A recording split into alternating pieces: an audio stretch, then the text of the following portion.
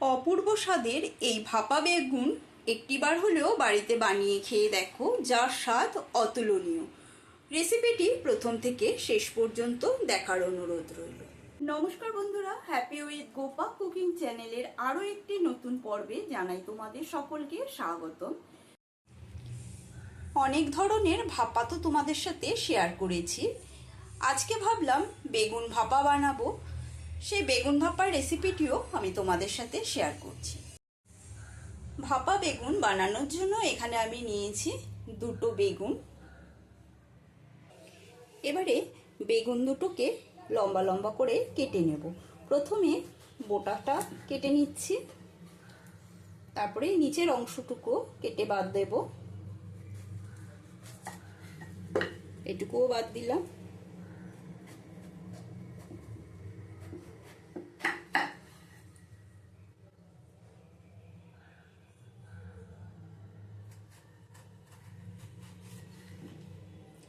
একটা বেগুনকে এরকম 3 পিস করে লম্বা করলাম। তারপরে আবারে মাঝখান থেকে আবার একটু করে ফালি দিয়ে নিচ্ছি। আমি এরকম ভাবে কাটছি, তোমরা তোমাদের পছন্দ মতন বেগুনটা কেটে নিতে পারো। দুটো বেগুন এইভাবে কেটে নেব।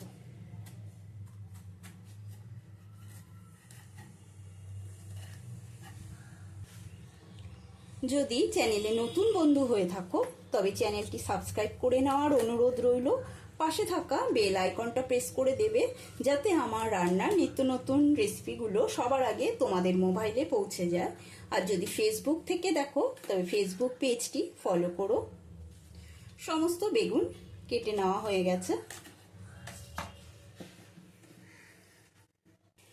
কেটে নেওয়া বেগুনগুলো এবারে জলের মধ্যে দিয়ে দিচ্ছি। জলের মধ্যে দিয়ে 2-3 বার ধরে ভালো করে বেগুনটা ধুয়ে নেব। বেগুনগুলো ভালো করে ধুয়ে নেওয়ার পরে এর মধ্যে দিয়ে দিচ্ছি সামান্য লবণ, দিয়ে দিচ্ছি সামান্য হলুদ গুঁড়ো, আর দিয়ে দিচ্ছি অল্প করে চিনি দিয়ে ভালো করে বেগুনটা মেখে নিতে হবে। লবণ হলুদ চিনি দিয়ে মেখে নেওয়ার পরে 10 মিনিটের জন্য ঢাকা দিয়ে রেখে দেব। বেগুনটা লবণ হলুদ মাখিয়ে রেস্টে রাখার পরে এদিকে আমি একটা মশলা বানিয়ে নিয়েছি এখানে 1 চামচ কালো সর্ষে, দিয়ে দেব চা চামচে 2 চামচ পোস্ত। আমি পোস্তর ব্যবহারটা একটু বেশি করি, তোমরা যদি চাও সর্ষেটাও বেশি দিতে পারো, অসুবিধা নেই। নিয়েছি 3টে কাঁচা লঙ্কা, ঝালটা নিজেদের পরিমাণ বুঝে ব্যবহার করবে। এবারে এটা একটু শুকনো ঘুরিয়ে নেব। পুরো মশলাটা প্রথমে শুকনো ঘুরিয়ে নিয়েছি, ঘুরিয়ে নেওয়ার ফলে দেখো এরকম হয়েছে। এবারে এর মধ্যে দিয়ে দেবো আমি জল, লবণ। এবারে জল দিয়ে মিহি পেস্ট বানিয়ে নেব। জল দিয়ে মিহি পেস্ট বানিয়ে নিয়েছি। এবারে গ্যাসে 4 চামচ সর্ষের তেল গরম করতে বসিয়েছি। তেলটা গরম হয়ে গেলে দিয়ে দেবো এর মধ্যে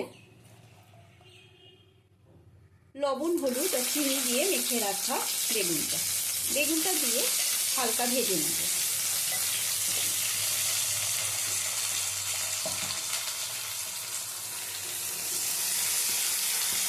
বেগুনটা ভাজা চাপিয়েছি, আর এদিকে নিয়ে নিয়েছি 1 চামচ গুঁড়ো দুধ। এই গুঁড়ো দুধের মধ্যে সামান্য গরম জল দেব। অল্প করে গরম জল দিয়ে গুঁড়ো দুধটা গুলিয়ে নেব। তোমরা চাইলে এর মধ্যে নারকেলের দুধও ব্যবহার করতে পারো। বেগুনটা মোটামুটি ভাজা হয়ে গেছে, এবারে গ্যাসটা বন্ধ করে দেব। এবারে যেই পাত্রে বানাবো আমি ভাপেটা, সেই পাত্রের মধ্যেই বা সেই টিফিন বক্সের মধ্যেই আমি প্রথমেই দিয়ে দিচ্ছি বেটে নেওয়া সর্ষে পোস্ত আর কাঁচা লঙ্কার পেস্ট, দিয়ে দেবো এর মধ্যে গুলিয়ে নেওয়া গুঁড়ো দুধটা। এই দুধটা দিলে ভাপেটা কিন্তু খেতে ভীষণই ভালো লাগে। দিয়ে দিচ্ছি স্বাদ অনুসারে লবণ, কারণ আমি যেহেতু এটা সম্পূর্ণ নিরামিষ ভাপে বানাচ্ছি, কোনো দুধের ব্যবহারটা করলাম। দিয়ে দেব হলুদ গুঁড়ো, আর দিচ্ছি সামান্য চিনি।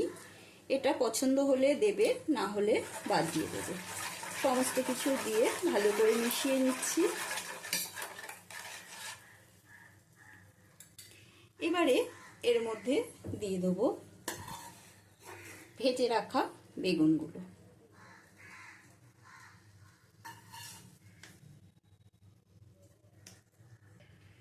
সমস্ত ভেজে নেওয়া বেগুনগুলো দিয়ে দিলাম মশলার সাথে, ভালো করে মিশিয়ে নেব। ভালো করে মিশিয়ে নেওয়ার পরে আমি এর ওপর থেকে দিয়ে দেব 2 চামচ কাঁচা সর্ষের তেল। সুন্দর করে এরকমভাবে ছড়িয়ে দিতে হবে। সর্ষের তেলটা দেওয়ার পরে দিয়ে দিচ্ছি 2টো কাঁচা লঙ্কা।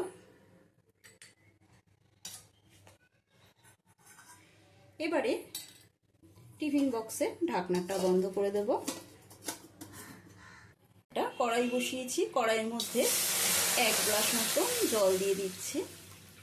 জলের পরিমাণটা বুঝে দেবে, যাতে টিফিন বক্স বেশি ডুবে না যায়। বেশি ডুবে গেলে যে ভাপেটা বানাচ্ছ সেই ভাপের মধ্যে জল ঢুকে যাবে। দেখো টিফিন বক্সটা কিন্তু বেশি ডোবেনি, নিচ অবধি জল আছে। এবারে আমি টিফিন বক্সটা বসিয়ে দিলাম। 10 মিনিটের জন্য ঢাকা বন্ধ করে লো টু মিডিয়াম স্টিমে এটা আমি হতে দেব। 10 মিনিট বাদে ঢাকাটা সরিয়ে নিচ্ছি। দেখো জলটা পুরো শুকিয়ে গেছে, একটুও কড়াইতে জল নেই। এবারে গ্যাসের স্টিমটা বন্ধ করে দেব আর টিফিন বাটিটা 10 মিনিটের জন্য ঠান্ডা হওয়ার জন্য রেখে দেব। 10 মিনিট বাদে টিফিন বাটিটা ঠান্ডা করে নিয়েছি। এবারে খুলে দেখাচ্ছি। ওয়াও, কি সুন্দর গন্ধ বেরিয়েছে। দেখতেও দেখো কতটা সুন্দর। যতটা দেখতে সুন্দর, খেতেও কিন্তু ঠিক ততটাই সুন্দর। এবারে একটু নাড়িয়ে দেখে নেওয়া যাক।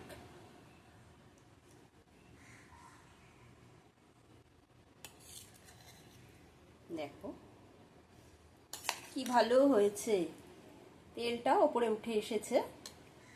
রেসিপিটি আশা করি নিশ্চয়ই তোমাদের সকলেরই ভালো লেগেছে।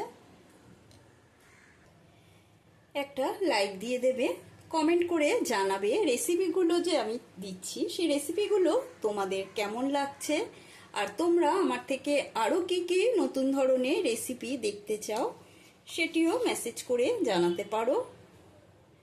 বেশি বেশি করে শেয়ার করে দেবে। আজকের মতন এই পর্যন্ত। আবারও নতুন কোনো রেসিপি নিয়ে হাজির হব। সুস্থ থাকবে, ভালো থাকবে। ধন্যবাদ।